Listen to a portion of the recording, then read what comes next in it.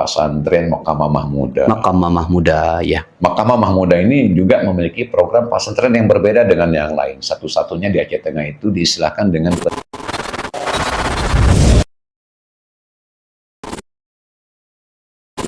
Episode 1. Mungkin ada yang bertanya nih, kalau kami udah punya ijob nih, apa sih sebenarnya keuntungan kalau kita pesantren kita itu sudah memiliki ijob gitu? izin operasional atau disebut dengan ijob itu sebenarnya bahwa pesantren kita itu sudah resmi. Resmi, tidak ilegal. Ya. Resmi dalam arti kata kita juga mengikuti aturan-aturan kurikulum yang sesuai yang ada di pesantren. Ya. Artinya setiap langkah-langkah yang harus kita lakukan, baik dari sisi kitab kuning misalkan, kemudian dari program pesantren itu sendiri, kita sesuaikan dengan keadaan yang memang sudah dijadikan sebagai ketetapan. Artinya tidak membuat sembarangan aliran-aliran dan yang meresahkan masyarakat. Artinya ada SOP yang mengaturnya. Ada standar operasional prosedur gitu ya. Bukan semerta-merta bahwa kita sudah punya yayasan pesantren, terus kita buat aturan kebijakan sewenang-wenangnya, tidak. Kita sesuaikan dengan SOP yang berlaku. Nah, jadi sahabat Kies yang dirahmati oleh Allah Ta'ala, ternyata itu kegunaan kalau kita ingin memiliki sebuah lembaga pendidikan, apakah itu di pesantren, kita itu harus memang mengurus ijobnya terlebih dahulu, supaya ada monitoring dari Kementerian Agama, Majelis Ulama, kemudian ditambah dengan Badan Daya, itu semuanya saling berkaitan gitu. Artinya dari pemerintah sendiri tidak menginginkan adanya pesantren-pesantren yang mereka itu tidak memiliki izin. Nah, jadi sahabat Kias yang dirahmati oleh Allah Subhanahu wa taala, kini kita masuk nih. Di pesantren ini ada sebenarnya gebrakan baru yang sangat luar biasa. Pesantren yang disebut dengan pesantren ramah anak gitu. Jadi kita tanya langsung nih sama Bapak Kasih PD Pontren, apa sih sebenarnya dasar gebrakan nih pesantren itu ramah anak gitu?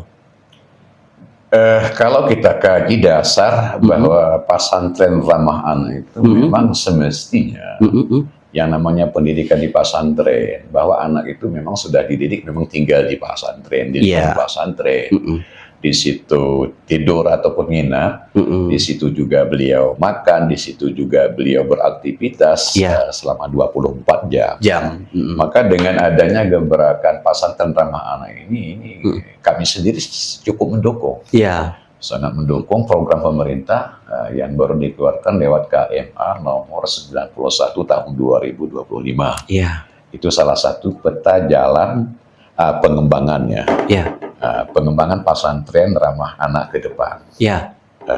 Walaupun ini terinspirasi dari madrasah ramah anak ataupun sekolah ramah anak, walaupun ini dasarnya digagasi oleh Kementerian Pemberdayaan Perempuan Perlindungan Anak atau disingkat dengan Kemen P3A. P3A. Ini dengan membangun kerja sama, insya Allah ke depannya menyangkut masalah generasi harapan kita yang menginap di pesantren ataupun di daya, bagaimana mereka memiliki hak yang lebih kondusif, lebih aman, lebih nyaman, kemudian bebas daripada kekerasan, bebas daripada seksual. Ini yang menjadi sebuah harapan pemerintah agar di pesantren itu tidak semerta-merta juga mengambil sikap ataupun kebijakan wewenang dari pimpinan pesantren itu sendiri maupun dalam bidang misalkan hak pengasuh yang ada di pesantren itu sendiri.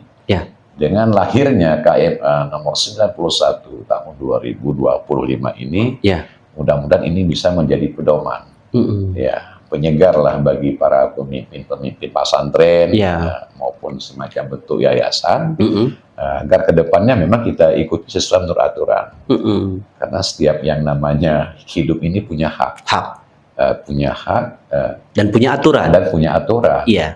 Itulah kita ingin generasi kita ke depan bagaimana mereka mampu berdedikasi dengan baik tanpa ada semacam kekerasan, semacam sekarang kan macam-macam ya. Yang di pesantren itu ada ketika siswa ataupun santri ataupun santriwan membuat kesalahan, muncul istilahnya dengan istilah diskor. Walaupun itu memang baik, tetapi kita harus sesuaikan dengan aturan pemerintah. Karena bukan semerta-merta skor yang kita berikan kepada santri maupun santriwan itu menjadi nilai hal yang positif. Ini yang harus kita pahami. Maksudnya kita pahami secara bersama. Kalau memang dia mengakibatkan misalkan kekerasan, misalkan di pesantren, ini kan salah satu terjadinya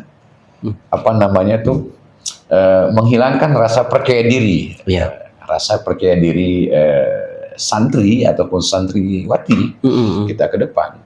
Kita ingin bagaimana mereka ini lebih nyaman, lebih kondusif dari segi belajar di daerah ataupun di pesantren, sehingga pesantren itu berkembang sesuai menurut aturan zaman lah. Apakah di Aceh Tengah sudah ada role model nih pesantren yang ramah anak gitu?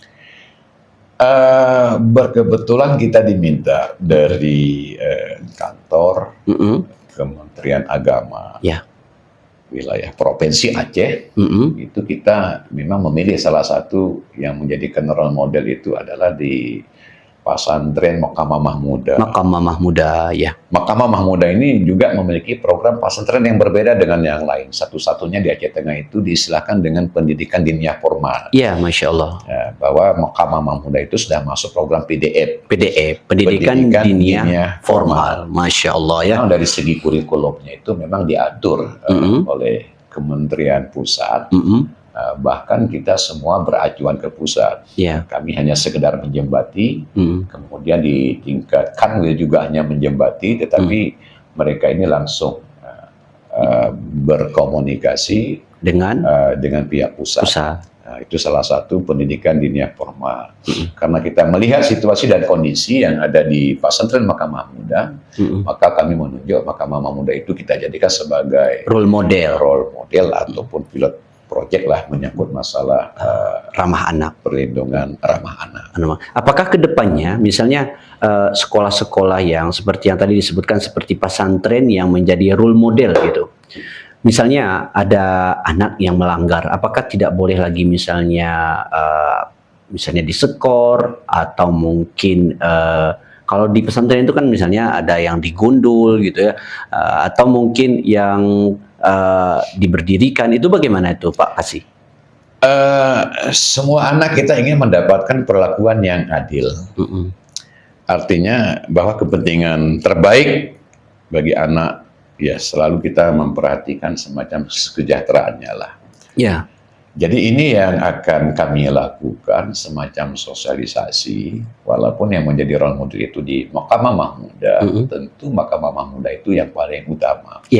Kita sampaikan beberapa hari yang lalu juga kita sudah mengumpulkan beberapa ustadz maupun ustazahnya yang ada di Makamah Mahmuda di pendidikan diniyah formal. Artinya kebijakan-kebijakan mereka itu kita tidak menentang, tetapi kita meluruskan sesuai menurut aturan.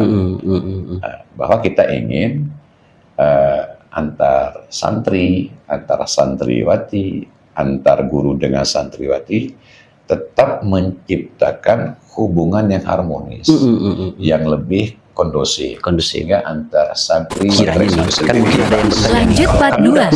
punya ide apa sih sebenarnya keuntungan kalau kita pesantren? Kita kadang-kadang pernah mendengar ketika santri ini